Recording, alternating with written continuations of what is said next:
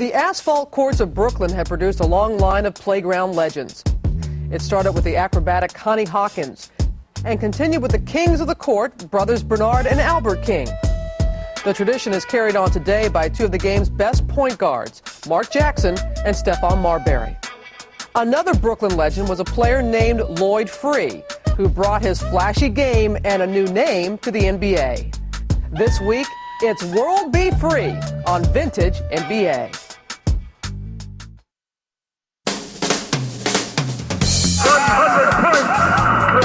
2 seconds, 1 second. West throws it up. He makes it. Now there's a steal by Bird. Underneath the DJ, lays it in. Oh, a spectacular move by Michael Jordan. Yes, basketball has changed. It's always been a great game, but now it has a new spirit. He dunks like Dr. J. He might be the new Iceman. The modern day Wilt Chamberlain. He looked like Magic Johnson. The future has arrived. You are watching what greatness is all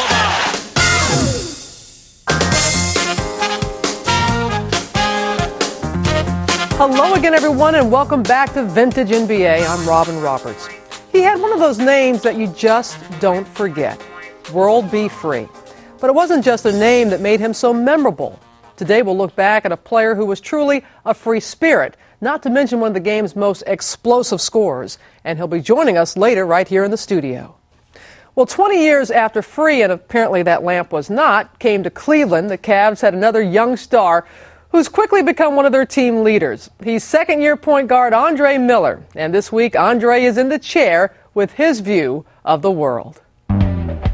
World Be Free. He's in the lane. Underneath. Swing around to the shot and score.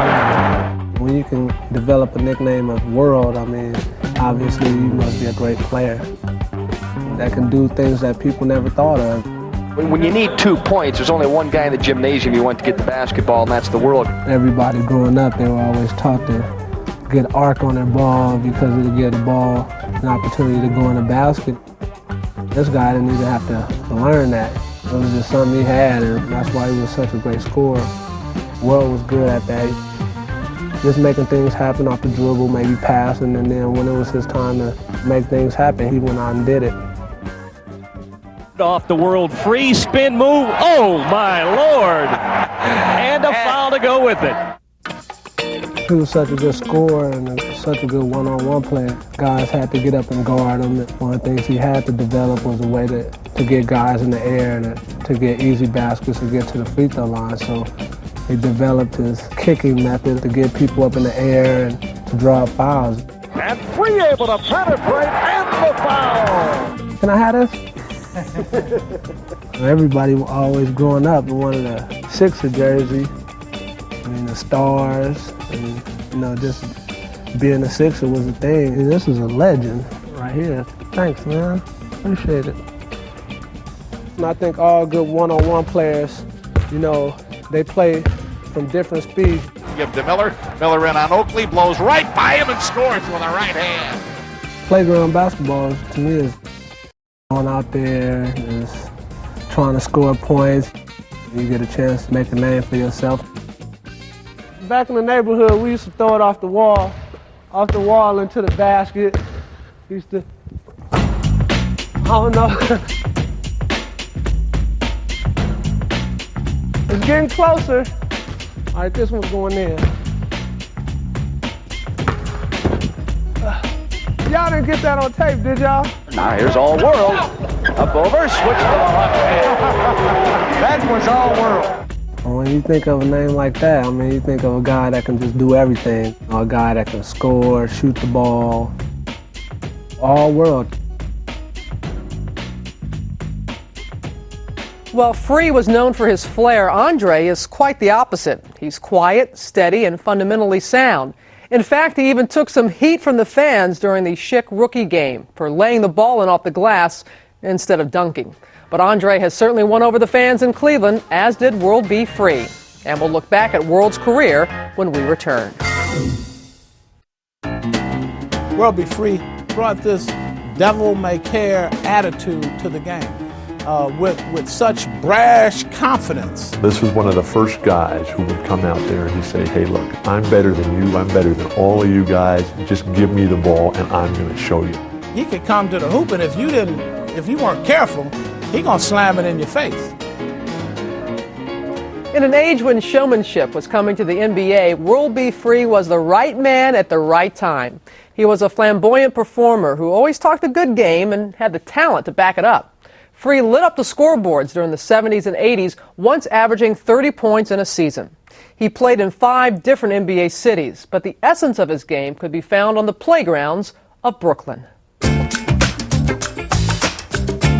The playground was a huge influence on everything the NBA has become. Playing in a crowded court, you got to go drive to the hoop and you develop all sorts of creative moves in midair. When I was young, the games would come on at like 1:30, and after the game you would go out to the park and everybody was coming down, dribbling the ball and shooting from behind their head like World B. Free. I'm from New York, and a lot of New York players, we have that playground inside of us. We seem to have different type of movements about ourselves. This is my show. Let me work it. The World B. Free Show opened in Philadelphia, where he was drafted in 1975. And though the Sixers had some of the league's biggest names, he was ready to make his mark. When I first came into the league, I was one of those kind of cocky little guys. After watching Julius Erving and George McGinnis and Doug Collins, seeing the things that they were doing, I said to myself, I can't come here and be ordinary. I got to come on this team and be something. Here's All World. He gets the step in the basket and the foul. World Free had more moves than X-Legs. Lloyd Free goes schoolyard, one-on-one between the legs and banks it up.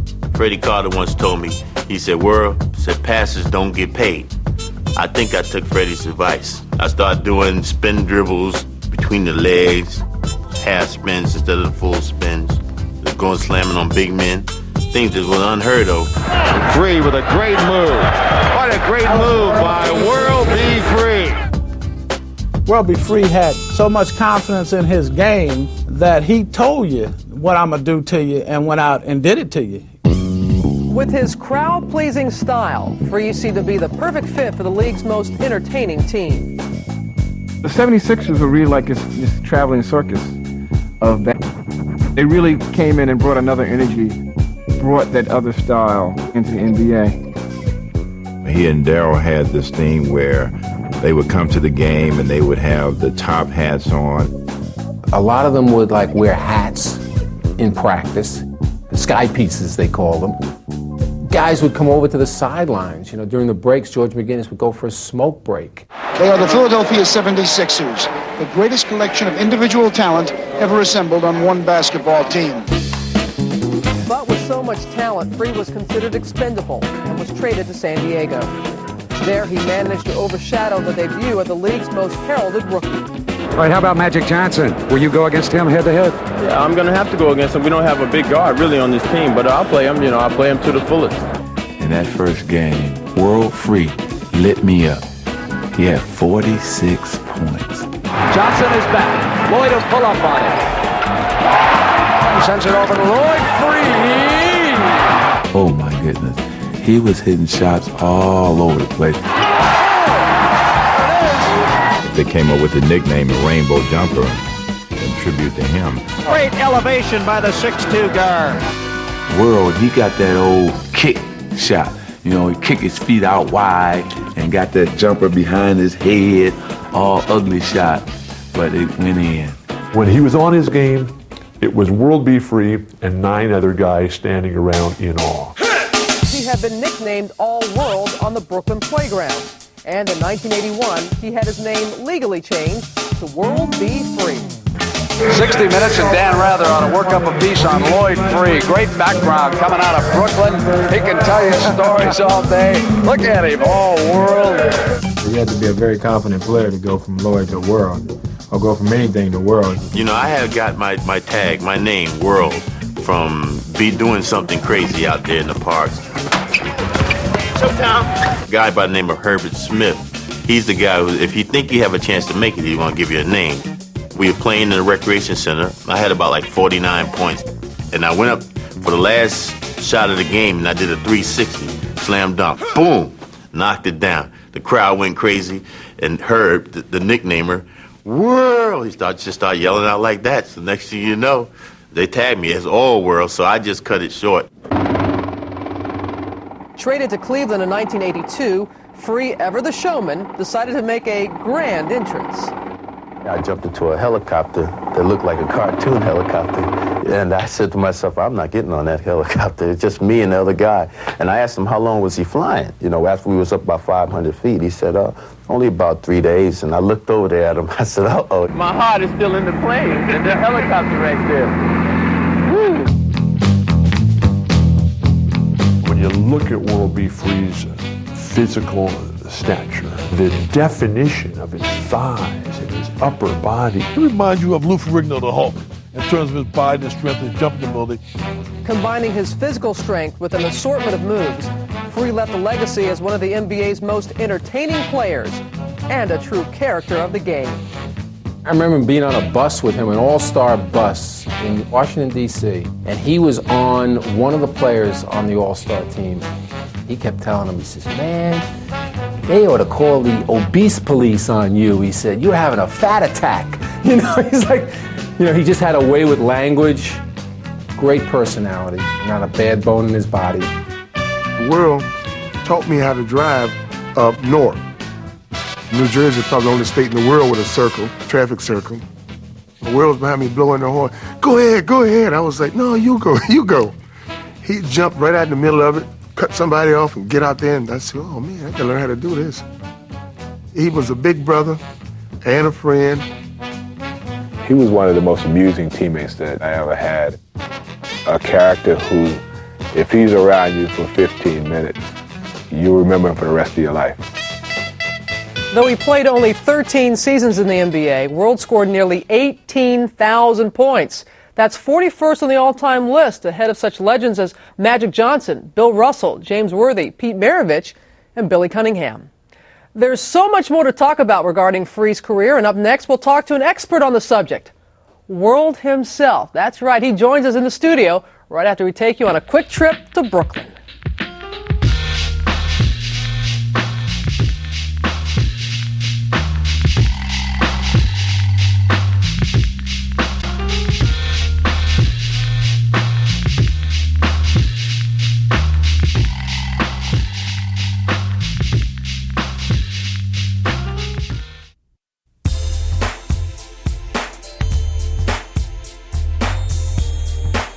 Welcome back, everyone, to Vintage NBA as we look back on the career of World B. Free. Who better to talk about it than the man himself? We are so happy to have World join us on the show today. He didn't arrive by helicopter, but we had our landing strip ready in the parking lot just in case. Welcome. Thanks for being here. Thank you. This is a real thrill. Yeah, well, I'm feeling real good about it. Aren't you now? Yeah, feeling real good about it. You're a very confident man, aren't you? Well, Always have been. Well, it's one of those things, you know. God gave me a talent, and, you know, I took it and I ran with it. Well, if you have the name World B. Free, not everybody can carry a name like that. What was the initial reaction when you changed your name? Well, when I first changed my name, they thought that I was changing it to be a Muslim. And that wasn't the reason. You know, the reason was changing it because I did 360 slam dunks, and I got a nickname, and that nickname followed me, and I just made it legal. The 360 slam dunk, the rainbow arc jumper, where'd you come up with stuff like that? Well, the rainbow jumper came from, you know, I wasn't the tallest guy playing on the courts of Brooklyn in the streets of Brownsville, but what I did was, you know, I tried to perfect a different type shot because I used to get it smacked on my head, you know, and right now you could see it plainly. So I used to bring the ball up and used to shoot a line drive shot, and the line drive shot used to always get caught. So I said, let me start shooting over something. So I put a ladder up, and I wasn't the tallest guy, so I put a ladder up, and I just started shooting the ball over the ladder.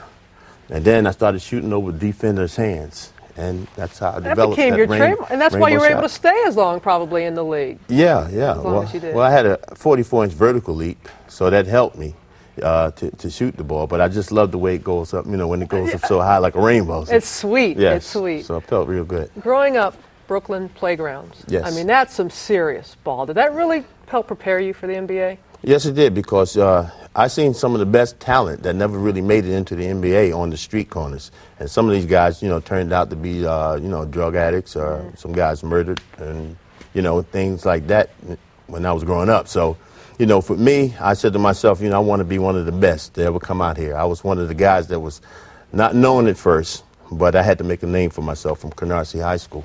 And then you're playing for the Philadelphia 76ers, and we just so happened, Mr. Free, to have your jersey here, and that was my number back in the day. Ooh, 21. 21, huh? Yeah, great 21. What was it like? I mean, you were a cast of characters. We're talking about Chocolate Thunder, Daryl Dawkins. Who else? Kobe's father, Jelly Bean. Joe Bryant, right? Doug Dr. J, Collins, of course. Dr. J, George McGinnis, Steve Mix.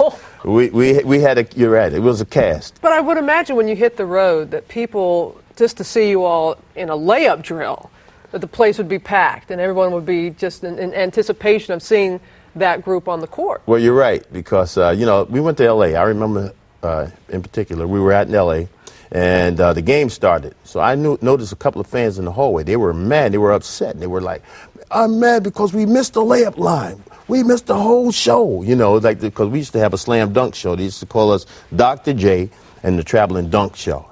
And before the game, we warmed the crowd up by giving them all types of dunks. You think the slam dunk competition now is something?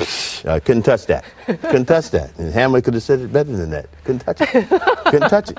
And, we went that way. We worked real hard, though. It was fun. What was it like for you to play alongside an idol like Dr. J? Wearing the Sixers uniform next to the man.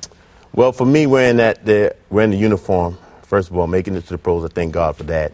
And playing with a guy like Julius Erving, that used to have been a childhood hero of mine. I used to just watch Doc when he was in the ABA playing, and it was amazing, because I remember Doc, when he first came to Philadelphia, he didn't know his way around.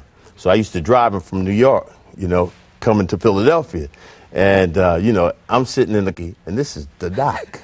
And, I'm like, he didn't realize that I was happy to drive him, like that. So you guys would ride to practice together. We used to ride to practice. I used to drive back and forth because he just, bought himself a home in Philly, but he was moving from New York. So, we used to ride back and forth every day. And I was the chauffeur, but I didn't mind being the chauffeur. That was the Doc. He could have gave me a hat. I would have wore it. I would have wore it. Been happy with it. Yeah. I always told my friend Daryl. Daryl's a good friend of mine, Daryl Dawkins. I always say, Doc. I said, Daryl, and I'm riding with the Doc. Daryl was like, World, you got it made. We rookie, we young. We loving it, though. Loving it. We loving it. More with World B. Free. I just love saying his name, World B. Free. And up next, a look at one of his most memorable games from the 1985 playoffs. Remember that? You remember that, 85 playoffs. Yeah. All right.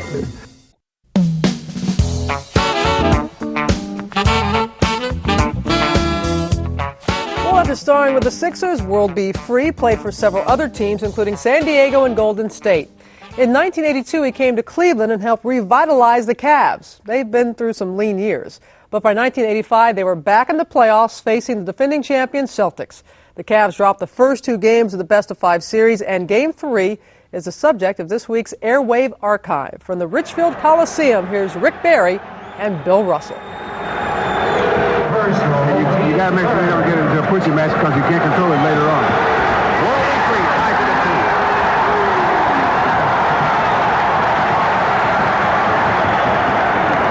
2. Inside, look at the West battling inside with McHale. That's going to be a foul on West. Very obvious pushing that time on West. Because the alternative is you don't call it and pretty soon you almost got to fight, especially in a game like this. Right, and also the players will back off because no one wants to foul out and spend time on the bench or get into foul difficulty and be on the bench. So they'll adjust to the officials. And the officials right now calling it very close. We've got an offensive foul being called on Robert Parrish, pushing off.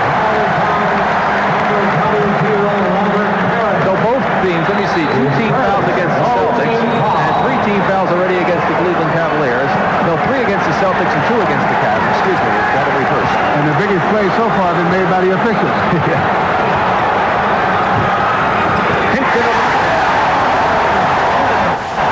He was so impressive in game number 1. Look again, battling inside McHale and West. Almost at his shot by Kevin McHale. Looking to see the fast break.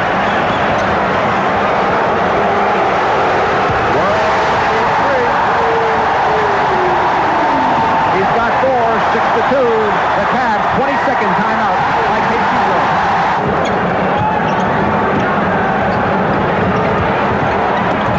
Robert Parrish can't get it to drop. Ainge to McHale. That's 3. It's a 5-on-2 break. Hubbard. That's Pinson. Pinson with 4. The Cavs lead by 6. 8:50 to go in the first quarter. Knocked away by 3. Bad pass.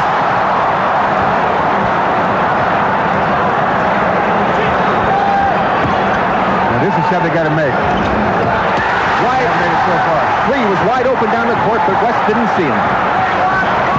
And another bad pass on the part of the Cavaliers. They've got the ball back the last 2 times and have turned it over.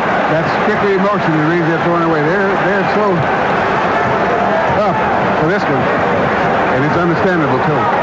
Cleveland has scored 8-0 after the Celtics scored the first 2 points of the game. Scotty Wedman. First 2 for Scott, 8-4 Cavs, and we apologize for some of the audio difficulties that we are having. We are working on them to try to get them corrected for you. That's Bagley. McHale. 3-on-1. Dennis Johnson finishes it off. Well run pass break there. Quickly, the Celtics close it to a 2-point Cav lead at the 7:55 mark, first quarter. Now time for the teams to settle in, get a little nervousness out of the system, and start to shot clock inside of 10 for the first time.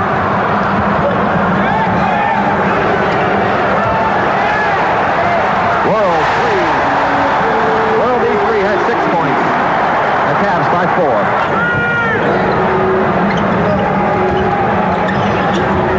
Robert Parrish, Shelton with the rebound.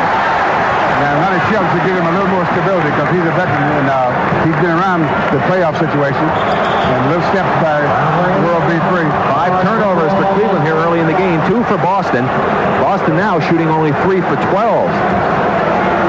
6:25 to go first quarter. And both teams not executing all that well. The crowd, if anything, Bill, has probably gotten the Cavs so pumped up that they haven't been able to settle down to their normal playing range. Again, from the outside, the Celtics cannot convert. Well, they're going to have to make those outside shots because the Cavaliers are dropping in and to take away all the inside action. They're insulting them to take. They're just saying, "Hey, take them. If you want to beat us, you're going to have to beat us out here." And so far, the Celtics have not been able to do it. What they should do is run their plays a little closer to the baseline. McHale on Hubbard. Cavs got back well that time. Robert Parrish. Parrish with his first 2 points. Now it's a 2-point Cav lead with 5:40 to go in the first quarter. I think the execution has not been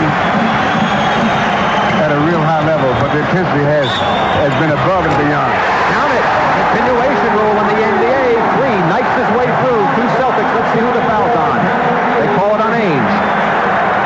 Because here in the building, you can feel the tension. That's a good shot. World B3 going in.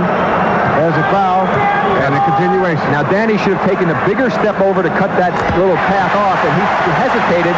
And what happened? He made the movement as Free was there, and the contact went against him. Free has 9 points. McHale not being able to get those short ones to go. Bagley took it away to Hubbard. World B3 carrying the load offensively. He's got 11. The Celtics only have 8, and the Cavs have 15. 5:05 to go, first quarter.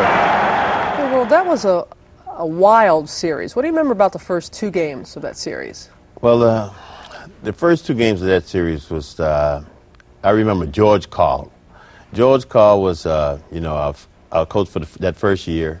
You know, he was a guy, was like a scientist. He would put a lot of things in a hat, and he would make something come out of it, and he made you believe in him. He, dissected Boston Celtic, the Boston Celtic team that year, as far as the playoffs was concerned. And, he used to say, he'd tell us, look, Dennis Johnson fakes 4 times before he shoots the ball. Larry Bird loves to go to the left, take 1 dribble, pull up, take a shot. All these things that he was telling the team. And all these things were true. It worked. And we played Boston that year in that playoff series. Even.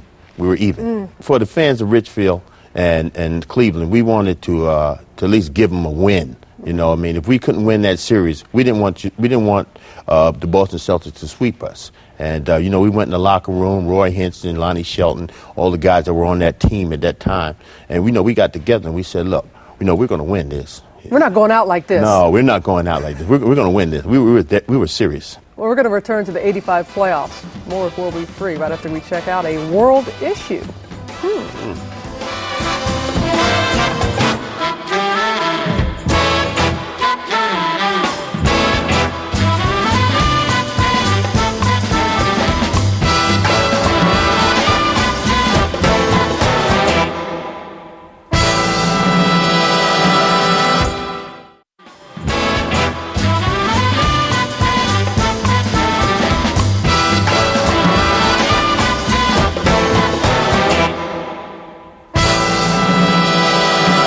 I got to keep my eye on this guy right here. I'm finding that out quickly. We are back with World Be Free, talking about his days with the Cavaliers, specifically the 1985 playoffs against Boston. Cleveland began that season 2-19. I thought it was 3-11. No, it's 2-19. 2-19? Most people figured, same old Cavs.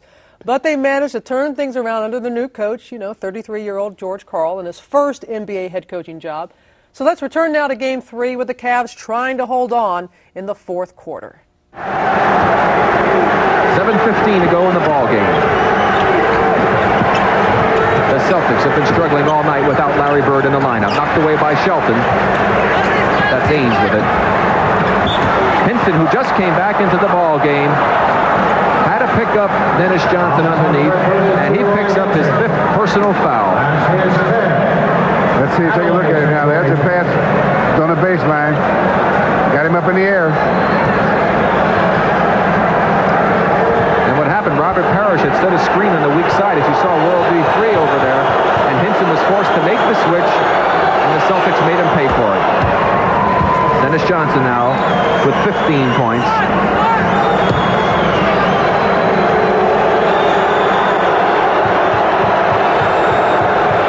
Trying to cut it to only a 4-point Cav lead. 7:05 to go. Both teams for the next 4 minutes would really be happy to play even. I think both teams would. And now that one team make a big run at it. Shot clock inside of 10. World Be Free with 25 points. He's the leading scorer in the playoff series. Didn't shoot well in the first 2 games, only 39%, but he was shooting much better in this game, 7 for 10 in the first half. Let's see what the Celtics can do. Scotty Wedman, 24. Back to a 4-point Cav lead.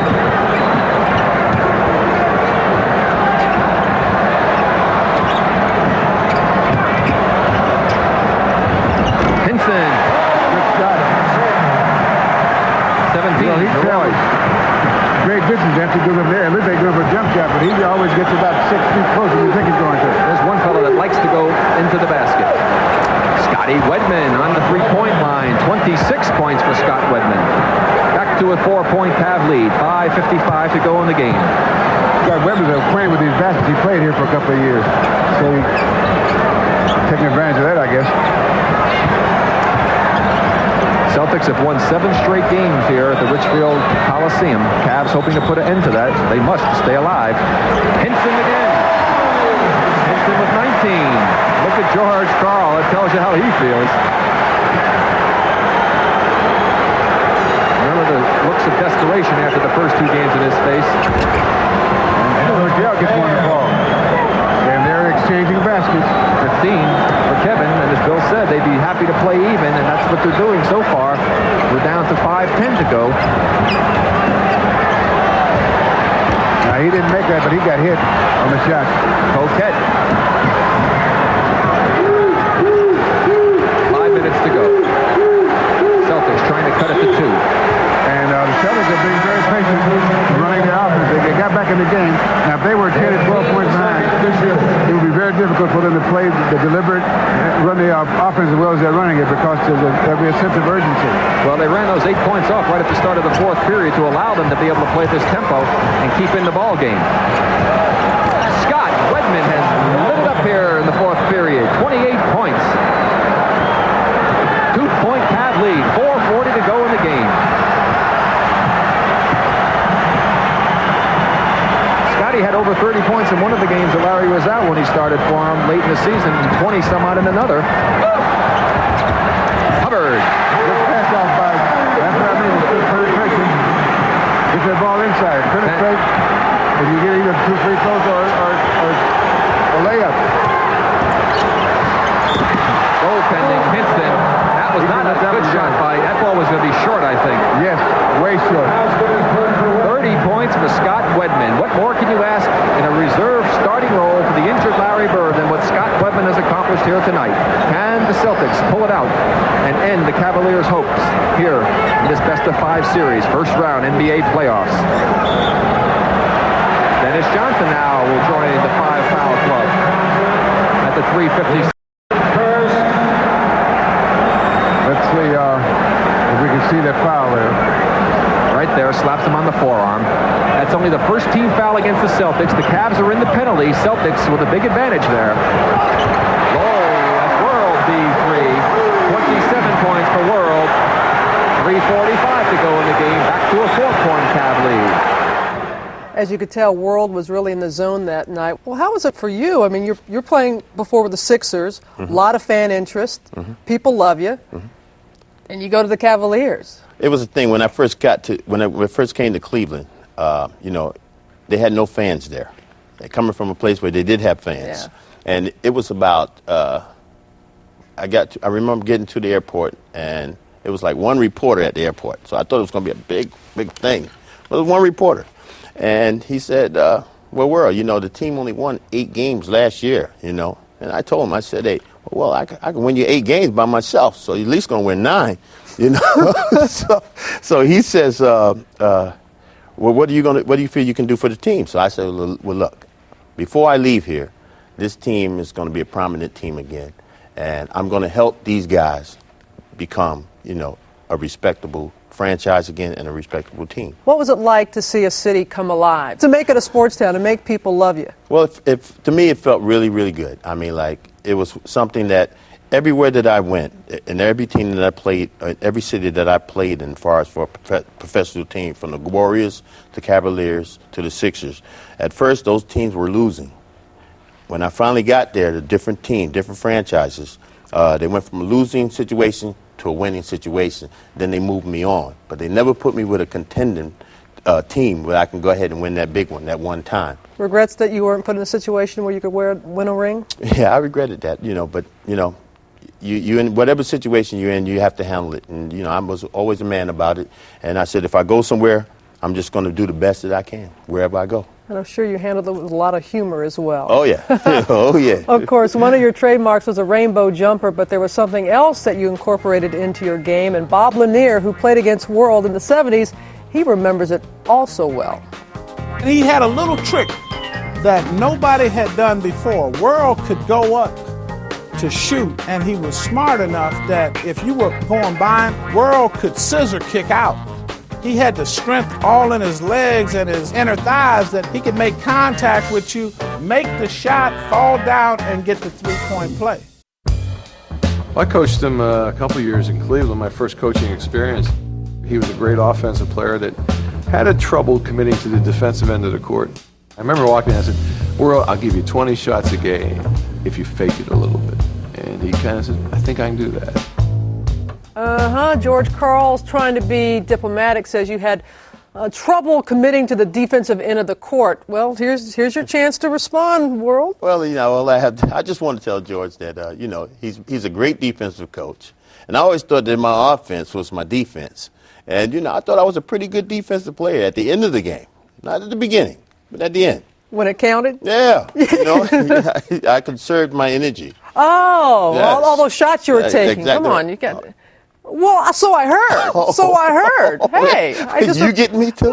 Word on the street. Word on the street. All right. Okay. Well, whatever you say about his defense, World had all his offense going in the '85 playoffs. As we pick up the action, the Cavs lead the Celtics by 4 in the final minutes. Nothing but love for you, baby. Nothing but love. Sellout crowd in excess of 20,000, one of the noisiest buildings in the entire league when it has fans in it. It's tonight. It's 1:30 to go. Plenty of time for the Celtics. Dennis Johnson. Heartbreak. Bagley blocked Wedman. He's out of the ball game. No basket. And Bagley is down. He's okay. Scott Wedman has fouled out of the ball game. Scotty Wedman with an outstanding effort as we watch it again. Well, it was a good screen off on the part of our official, Tommy Nunez. Our cameraman is right there. He moved because he turned on the he had himself a good game tonight. Scotty Wedman did. Great effort. A great effort, and the Celtic organization, I'm sure the fans are proud of that young man for the effort he put forth on behalf of Larry Bird, who is out with that injury to his elbow. It has been aggravated. Great job for Scott Wedman. He leaves with 30 points, as you saw. Cedric Maxwell will come in for him. Now Bagley with 5 points and 17 assists in this basketball game. Ray Williams will also come in now from the Celtics. And what Bagley has done in this game in particular, Coach Carl said that one of the troubles he had with Bagley throughout the season was that he would penetrate sometimes too often and get offensive fouls. And this time, this game, he's particularly ran the offense very well. That's why he's got so many assists. He's done a good job for him. That was the Celtics' first foul in the last 2 minutes. They'll be in the penalty from this point forward. The Cavs are already there. They lead by 5, 1:15 to go in the game. Williams came in for Ainge. The Celtics trying to go inside, I'm sure. Parrish against Hinson. Bagley knocked it away. Hubbard, 2-on-1. He's got 3 on the left. Foul, count it!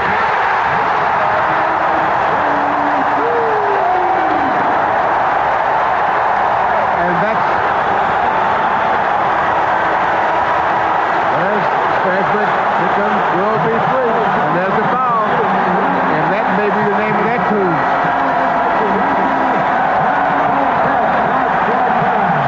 One foul on Williams. Ben Coquette has come into the ball game for Hubbard. George Karl congratulating Phil for the job that he did tonight. Danny Ainge tried to get in. The official asking for the ball back. Free has 8 assists to go along with those 29 points. Ainge is back in now. Oh, the referee couldn't hear the horn. There's a lot of noise in this place. Okay, Parrish went out when Ainge came in, so obviously the Celtics going to put some full court pressure against the Cavaliers with 59 seconds to go in the game. And maybe they're going to go to the three-point shot. 3 with 30 points. And they have an 8-point lead. They'll go to the three-pointers and they'll put pressure on. There's the three-pointer by Williams. McHale. Knocked away by Shelton, but he'll draw the foul and he will foul out.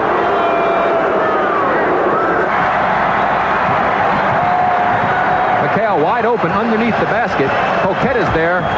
That's a quick basket. That's awful quick. 5-point lead, 19 seconds. Ainge fouls backcourt. 3 to the line.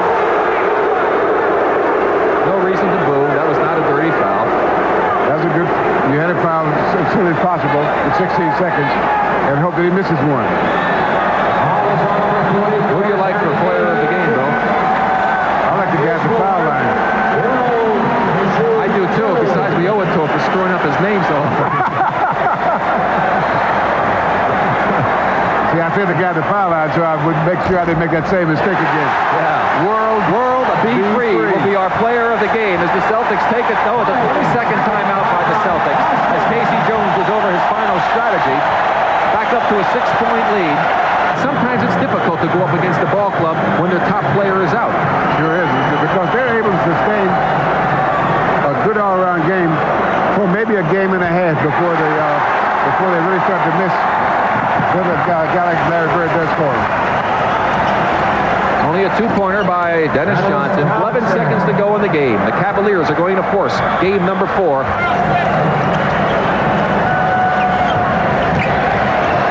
Ainge. And that should do it. The Cleveland Cavaliers have finally beaten the Boston Celtics after pressuring them and making them go to the limit in games 1 and 2. They have come through with a victory. Of course, Larry Bird did not play in this ball game.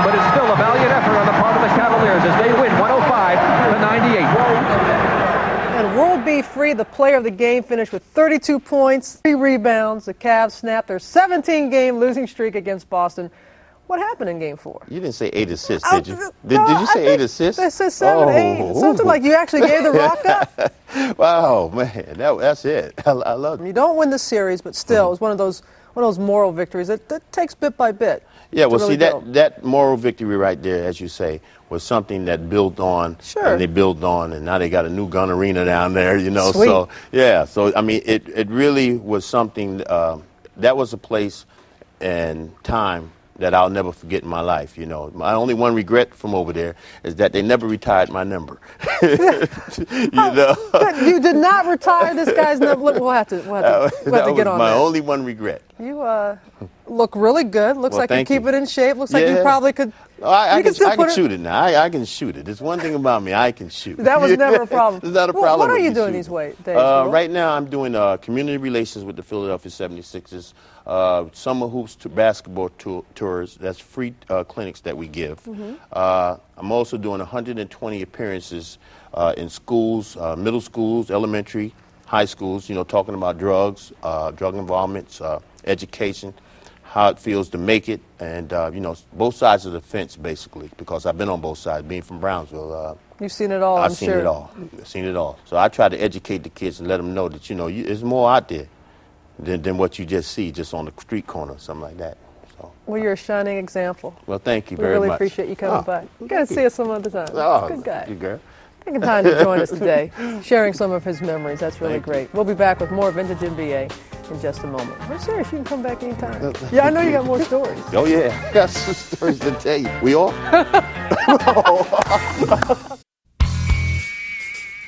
It was said of World B. Free that he never met a shot he didn't like, but he made quite a few of them, averaging over 20 points a game during his career.